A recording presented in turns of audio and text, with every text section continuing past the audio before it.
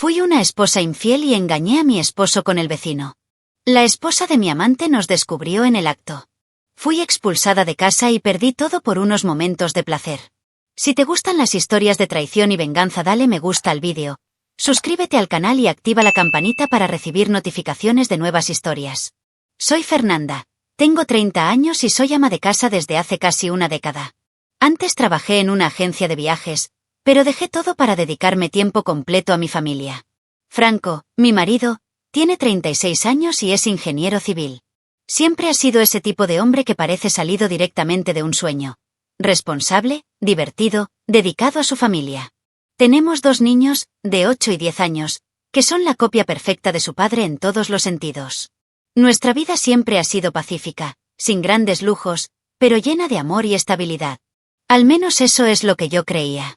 Nos mudamos a un barrio pequeño y acogedor, donde todos se conocen y se ayudan unos a otros. Los niños corren por las calles, las madres se reúnen para conversar en las aceras, los padres hacen barbacoas los fines de semana. Fui feliz allí. Era fácil sentir que mi vida estaba completa, que no me faltaba absolutamente nada. Franco tenía un trabajo seguro, nuestras facturas estaban al día, nuestros hijos estaban sanos y llenos de vida. Solía mirar nuestra casa, el jardín que cuidaba con mis propias manos y pensar que había ganado la lotería de la vida. Franco era mi refugio seguro, mi mejor amigo, mi amante. Nos conocimos cuando yo tenía 22 años y él 28, y nos casamos 2 años después. Siempre fue paciente conmigo, incluso en mis fases más difíciles. Me enseñó a confiar, a deponer las armas que tenía de relaciones pasadas. Durante mucho tiempo me sentí la mujer más amada del mundo. No hubo un solo momento en el que dudé de su lealtad y cariño hacia mí. Y eso es exactamente lo que hace que todo sea aún más difícil de aceptar hoy. Con el paso de los años, mi rutina se convirtió en una repetición agotadora. Despertarme, limpiar la casa, cuidar a los niños, preparar la cena, irme a dormir. No me di cuenta, pero un agujero silencioso crecía dentro de mí, un vacío que no sabía cómo nombrar. Franco, aunque maravilloso, no se dio cuenta de que yo empezaba a sentirme invisible. Nunca habría tenido el valor de admitirlo en ese momento, porque me parecía una ingratitud. Después de todo, ¿cuántas mujeres darían cualquier cosa por tener lo que yo tengo? Aún así, había una inquietud, una sed de algo que ni siquiera sabía qué era. La primera vez que sentí que algo andaba mal fue cuando comencé a fantasear con otras posibilidades. Pequeñas cosas, un cumplido de un extraño en el supermercado, una mirada prolongada de un vecino. Me avergonzaba de estos pensamientos, intentaba alejarlos como si fueran moscas insistentes. Pero en el fondo encendió algo dentro de mí que pensé que había muerto. Fui deseado. Me vieron. Y esta, aunque pequeña, empezó a crecer como una mala hierba en medio de mi jardín perfecto. Ahora miro hacia atrás y veo cómo todo empezó de manera tan inocente y silenciosa. Nunca fue una elección consciente, nunca fue un plan. Fue solo una sucesión de pequeños deslices emocionales, una serie de descuidos que juntos abrieron una enorme brecha en el muro que había construido alrededor de mi matrimonio. Todavía amaba a Franco con toda mi alma. Pero era como si una parte olvidada de mí estuviera pidiendo atención a gritos. Y fue ese grito el que, sin darme cuenta, me llevó a cometer el mayor error de mi vida. El comienzo de todo fue la llegada de una nueva pareja al barrio. Diego y Mariana eran más jóvenes que la mayoría de nuestros vecinos, hermosos, llenos de energía y parecían encajar perfectamente en cualquier lugar. Diego tenía 28 años, era agente inmobiliario y Mariana trabajaba en una clínica como asistente dental. Desde la primera vez que los vi sentí algo extraño, un malestar que no podía explicar. Era como si, sin quererlo, supiera que traerían algo que cambiaría mi vida. La curiosidad mezclada con el nerviosismo fue la primera chispa. El día que realmente nos conocimos fue en un asado organizado por uno de los vecinos. La mayoría de ellos ya eran mucho mayores, por lo que Diego y Mariana naturalmente se acercaron a Franco y a mí. Era fácil hablar con ellos, había una ligereza que hacía que todo pareciera más divertido. Diego era carismático, de sonrisa fácil y una forma de hablar que hacía sentir especial a cualquier mujer. Cuando nuestros ojos se encontraron por primera vez, sentí mariposas en el estómago que no había sentido en años. Y, en ese momento, ignoré la advertencia que brilló dentro de mí. Franco y Diego pronto empezaron a llevarse bien. A ambos les gustaban los deportes, las barbacoas, los coches. Era común verlos reír y conversar en las reuniones vecinales. Franco, sin saberlo, abrió aún más las puertas para que Diego entrara en nuestras vidas. En cierto modo, esto me hizo sentir a gusto, porque Diego era un amigo de la familia y no un extraño. Pero con cada nuevo encuentro, cada broma intercambiada, cada mirada de reojo, esa tensión silenciosa aumentó entre él y yo. Y en lugar de alejarlo, dejo que me alimente.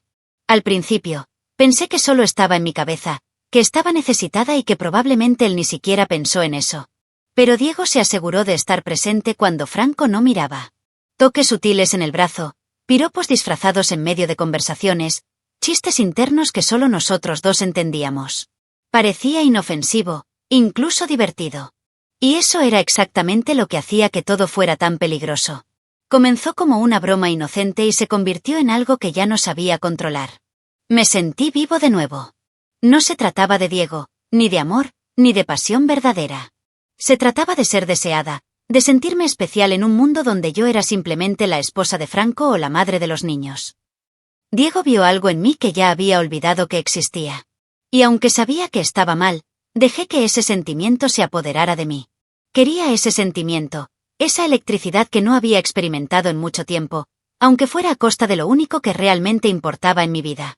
Ahora, mirando hacia atrás, me doy cuenta de lo rápido que pasó todo, de cómo se cruzó la línea entre inocente e imperdonable sin que yo me diera cuenta. Nadie se despierta un día y decide destruir su propia vida. Las cosas suceden en dosis pequeñas, casi invisibles. Hasta que, de repente, te encuentras en medio de algo que nunca imaginaste. Y así fue como la tentación entró en mi casa, en mi corazón y lo cambió todo. Y yo, cegado por la adrenalina, lo dejé suceder. Los encuentros casuales entre Diego y yo comenzaron a volverse inevitables. Al principio era solo delante de todos, en las fiestas del barrio, siempre con Franco cerca.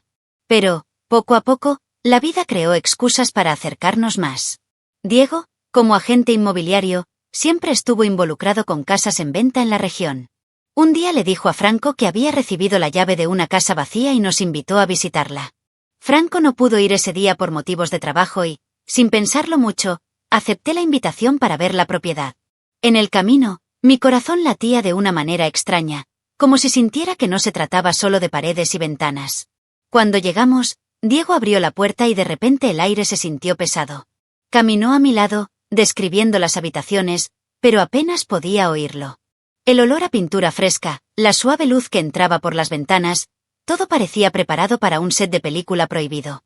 Cuando subimos a ver las habitaciones, me miró de una manera que ya no pude interpretar como inocente. Y no aparté la mirada. Podría haber dado un paso atrás. Podría haber dicho no. Podría haber recordado a mi familia, a mis hijos, la vida que construimos. Pero la verdad es que ya no quería huir. Cuando Diego se acercó, apoyándome contra la pared de una habitación vacía, no hice nada para detenerlo. Nuestro primer beso ocurrió allí, silencioso, urgente, lleno de meses de tensión reprimida. Me temblaban las rodillas. Cuando nos separamos, nos miramos fijamente sin saber qué decir. Sabía que a partir de ese momento las cosas nunca volverían a ser iguales. Intenté convencerme de que había sido un error aislado, que no volvería a ocurrir. Le inventé a Franco una excusa diciendo que la propiedad era demasiado pequeña y que no valía la pena. Por las noches me acostaba a su lado sintiéndome sucia, culpable y harta de mí misma. Franco, como siempre, me abrazó y besó la frente antes de irse a dormir. Me di la vuelta, demasiado avergonzada para enfrentar el amor puro que todavía sentía por mí. Estaba empezando a comprender que la traición no solo destruye a los traicionados. Corroe a quienes traicionan desde adentro hacia afuera.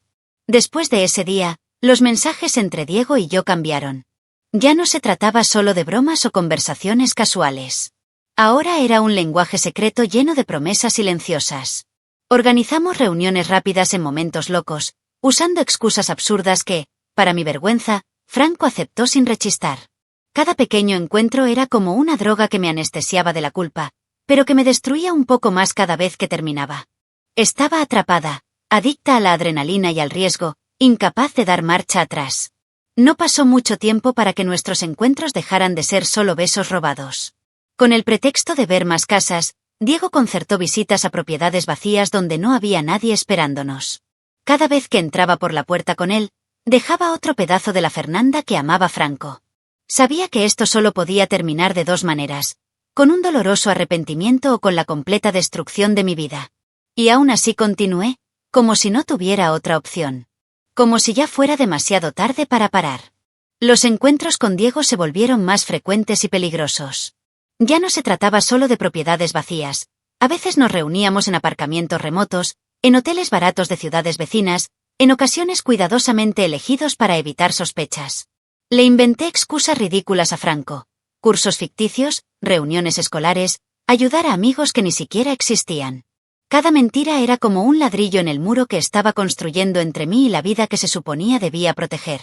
Y cuanto más mentía, más me alejaba de todo lo real. Lo que sentí por Diego no fue amor. Ni siquiera era afecto real. Era puro instinto, pura hambre de ser deseada, vista, tocada. Cuando estábamos juntos era como si el mundo entero desapareciera, como si las consecuencias fueran el problema de Fernanda del mañana. Pero, incluso en los momentos más intensos, incluso con la adrenalina bombeando, había una voz en el fondo de mi interior que gritaba que esto estaba mal, que estaba tirando todo por la borda. La ignoré, sofoqué esa voz con besos y promesas vacías que nunca dijimos en voz alta. Comparar a Diego con Franco era como comparar el fuego con el agua. Franco era estabilidad, paciencia, amor incondicional. Diego era caos, urgencia, irresponsabilidad. Para mí era obvio, incluso en el colmo de su locura, que Franco era infinitamente mejor en todos los sentidos. La cruel ironía es que, aunque lo reconocí, elegí, día tras día, perderme en Diego. Era como si me hubiera convertido en otra persona, una mujer que nunca imaginé capaz de existir. Y, sin embargo, aquí estaba yo, traicionando al hombre que menos lo merecía.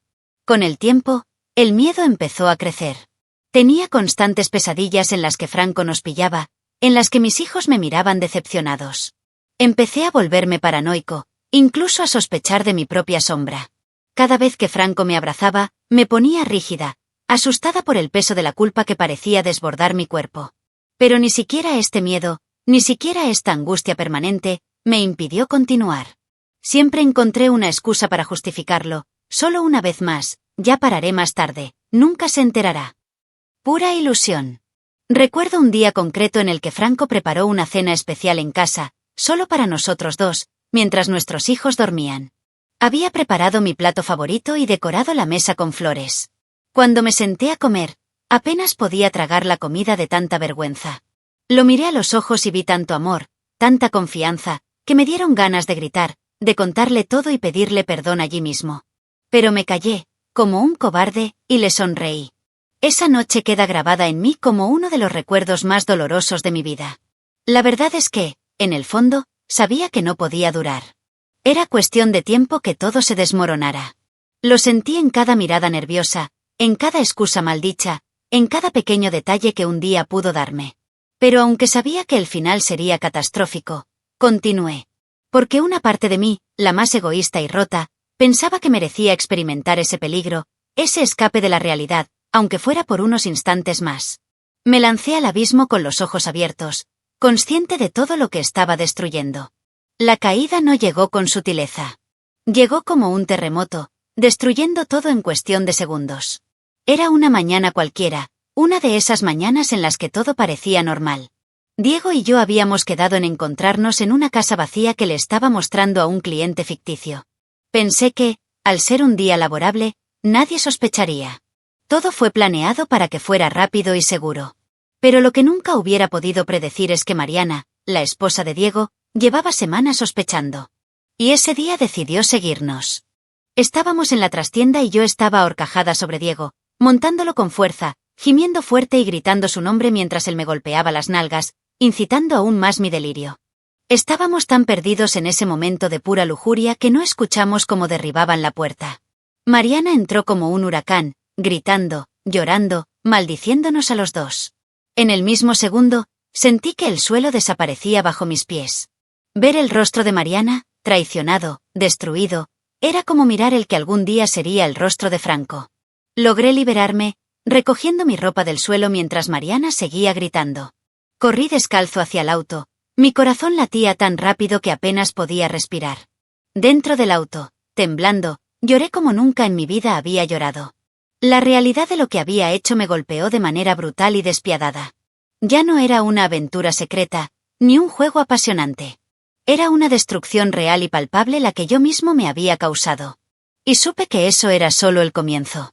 Llegué a casa sucia, desaliñada, con la cara manchada de lágrimas. Me encerré en el baño y me quedé allí durante horas, mirando mi reflejo, tratando de entender cómo había dejado que todo llegara a ese punto. Pensé en mis hijos, pensé en Franco, pensé en la vida que ahora se desmoronaba ante mis ojos. Sabía que necesitaba decir la verdad antes de que llegara a alguien más, pero la mera idea de ver la decepción en los ojos de Franco me paralizó. Me sentí como un criminal esperando sentencia.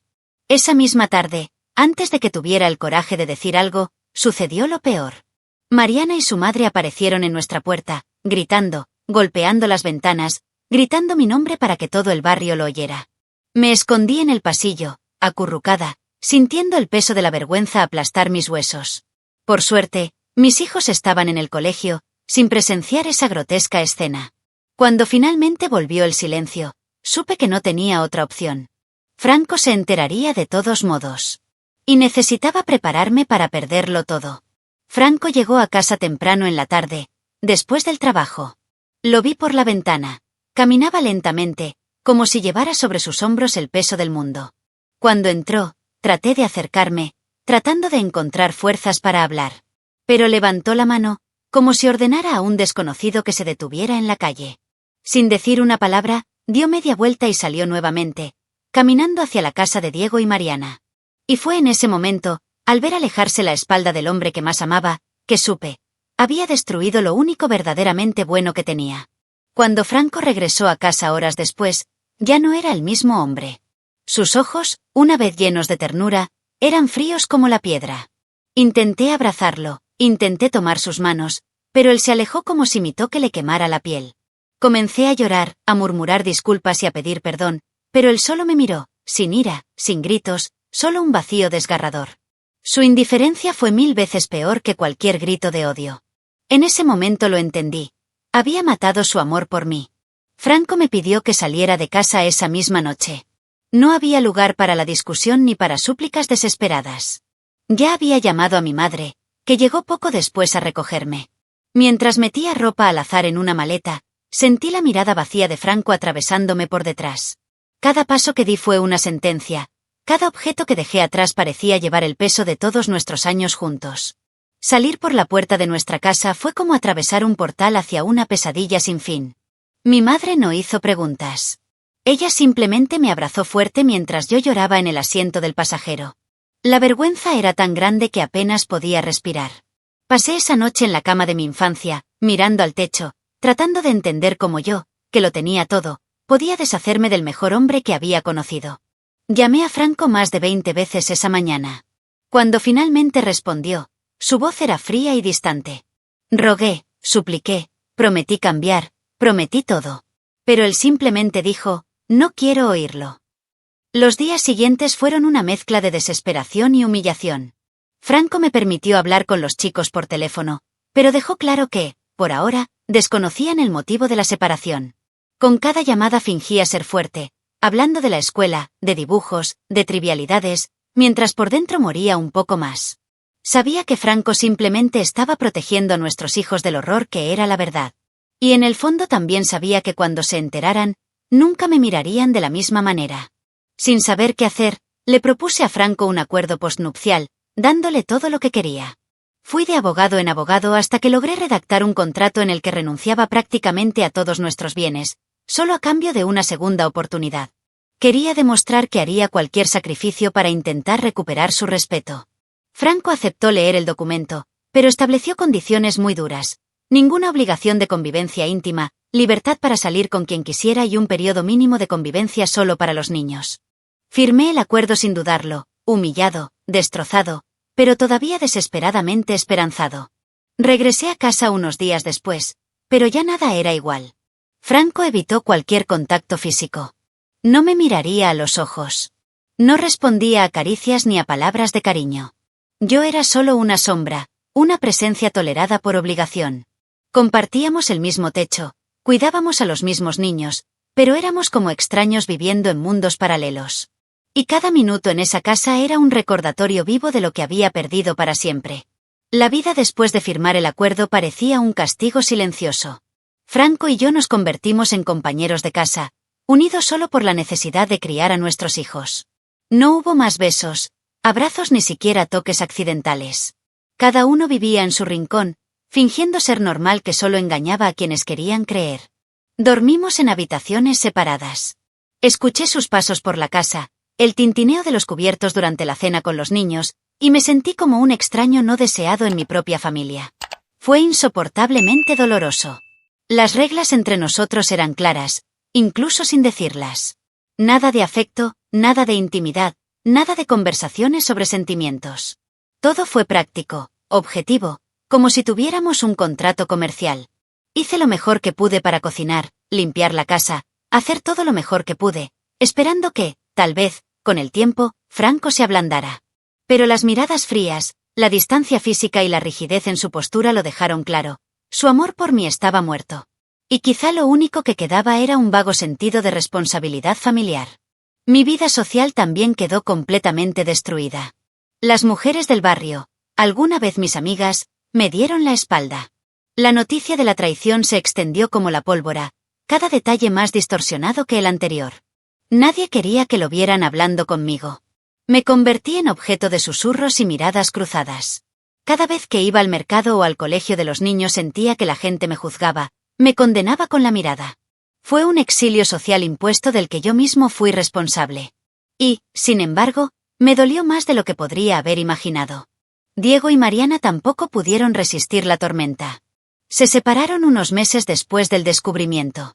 Mariana se quedó en la casa con sus hijos, mientras Diego simplemente desapareció. Una parte de mí sentía un odio amargo hacia él. Después de todo, él siguió adelante, libre, mientras yo estaba atrapada en las ruinas que ayudamos a construir.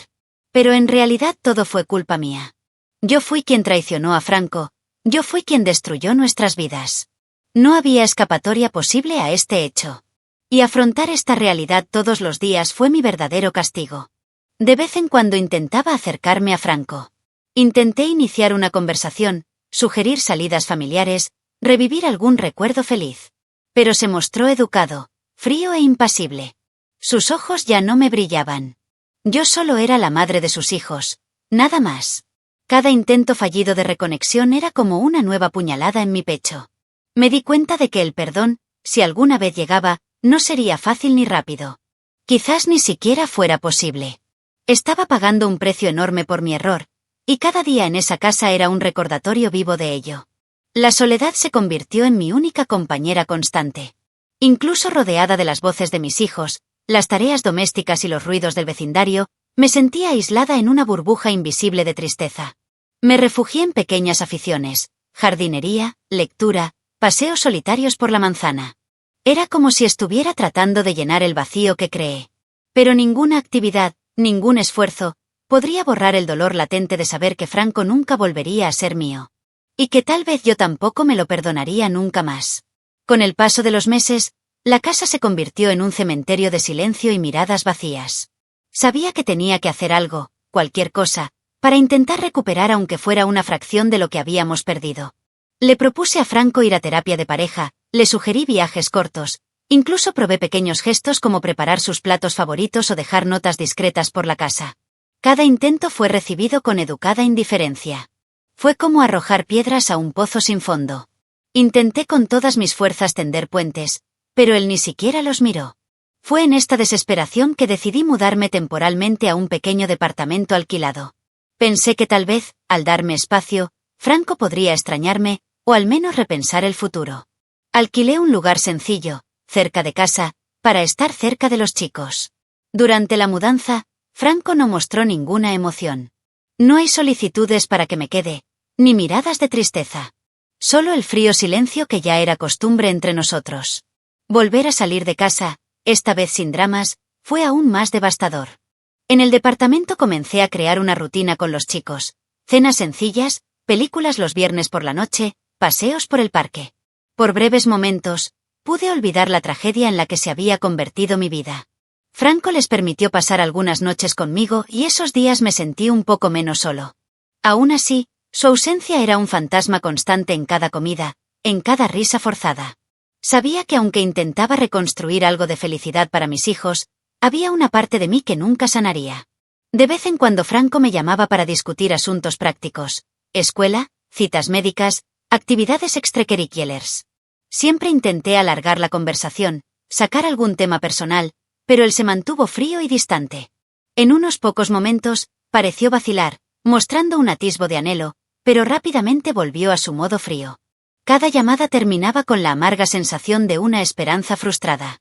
Fue un ciclo cruel. Me animaban migajas de atención, solo para ser arrojadas de nuevo al vacío. Le propuse que intentáramos empezar de nuevo de verdad. Le propuse una nueva casa, una vida diferente, alejada de los recuerdos del barrio. Franco se negó. Dijo que solo cambiaría si una oportunidad profesional lo obligara, pero que, voluntariamente, nunca se iría. El vecindario era lo último que todavía les daba a los niños una apariencia de estabilidad, y él no renunciaría a ello. Eso fue un duro golpe para mi esperanza. Me di cuenta de que, para Franco, nuestra historia ya había terminado. Lo que quedó fue solo una fría colaboración, apoyada por los niños.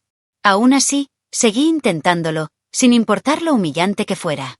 Acepté todas las condiciones que impuso, todas las reglas. Toleré el desprecio, la indiferencia, la ausencia de cariño. Me aferré a la pequeña ilusión de que, con el tiempo, podría recuperar al menos parte de su amor. Pero en el fondo ya lo sabía. Algunas traiciones son tan profundas que no dejan lugar a la reconciliación. Y, en el silencio de mi departamento vacío, comencé a comprender que tal vez lo único que me quedaba era aceptar la pérdida. El divorcio fue una decisión inevitable. Franco me llamó para hablar una tarde lluviosa, sentados en la misma habitación donde tantas veces soñamos juntos. Su voz era tranquila, casi triste, pero decidida. Dijo que me amaba de alguna manera, pero que ya no podía verme como una esposa. Para él, permanecer casado sería prolongar un sufrimiento innecesario para nosotros y nuestros hijos.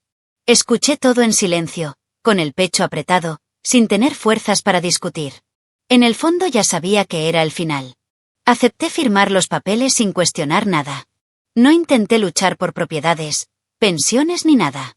Sabía que todo lo que Franco había construido era resultado de su esfuerzo y que no tenía derecho a quitárselo después de lo que hice. Le di todo lo que pude, como último intento de demostrarle el amor que aún sentía. Fue extraño, doloroso, casi surrealista firmar esos papeles. Cada firma fue como una puñalada, sellando el final de la historia que soñaba que duraría para siempre. Curiosamente, Franco sugirió que celebráramos el fin del matrimonio de forma simbólica. Una cena, tal vez, una noche para despedirnos no como enemigos, sino como dos personas que alguna vez se amaron profundamente. Acepté, algo aturdido. Esa noche nos encontramos en un restaurante discreto, nos reímos de viejos recuerdos, lloramos juntos sin vergüenza. Fue como si, por un breve momento, volviéramos a ser nosotros mismos, ante el dolor, ante la traición, ante el abismo que nos separaba. Franco lo tenía claro, no quería volver a casarse, ni conmigo ni con nadie. Creía que el amor verdadero no necesitaba contratos para existir. Dijo que tal vez en el futuro podríamos intentar algo sin presión, solo dos seres humanos reconectándose. Quería creer eso, aunque sabía que era una esperanza frágil. Me aferré a esta vaga promesa como quien se aferra a una tabla en el mar. Mejor eso que su total ausencia en mi vida, pensé. No era mucho, pero era todo lo que podía tener. Hoy vivo en un apartamento sencillo pero acogedor. Trabajo a tiempo parcial en una tienda de plantas y paso las tardes cuidando un jardín que comencé desde cero. Franco y yo estamos en constante contacto gracias a los chicos. A veces incluso tomamos café juntos, en silencio, como viejos amigos demasiado heridos para intentar algo más. Sé que nunca volveremos a ser lo que éramos. Y a pesar de la tristeza, aprendí a aceptarlo. No todas las historias tienen un final feliz, pero todas tienen lecciones, incluso las más dolorosas. Si pudiera dar un consejo a cualquiera, como yo, que siente el vacío de la tentación creciendo dentro de su pecho, sería: huye, correr, gritar. Haz cualquier cosa menos cruzar esa línea. La emoción prohibida dura segundos, pero el dolor de la pérdida es eterno. Destruí a mi familia a través de momentos de egoísmo que ni siquiera eran tan buenos como parecían en la fantasía. Ahora lo único que me queda es cargar con este peso, un día a la vez, intentando convertirme en alguien a quien Franco, algún día, pueda al menos volver a respetar. Deja tu opinión en los comentarios. Dale me gusta al vídeo y suscríbete al canal para recibir notificaciones de nuevos vídeos, y también ayudarnos a llegar a más personas y formar una comunidad. Disfruta y mira una de las historias que van apareciendo a continuación sobre nuevas denuncias de traiciones y venganza. Hasta la próxima.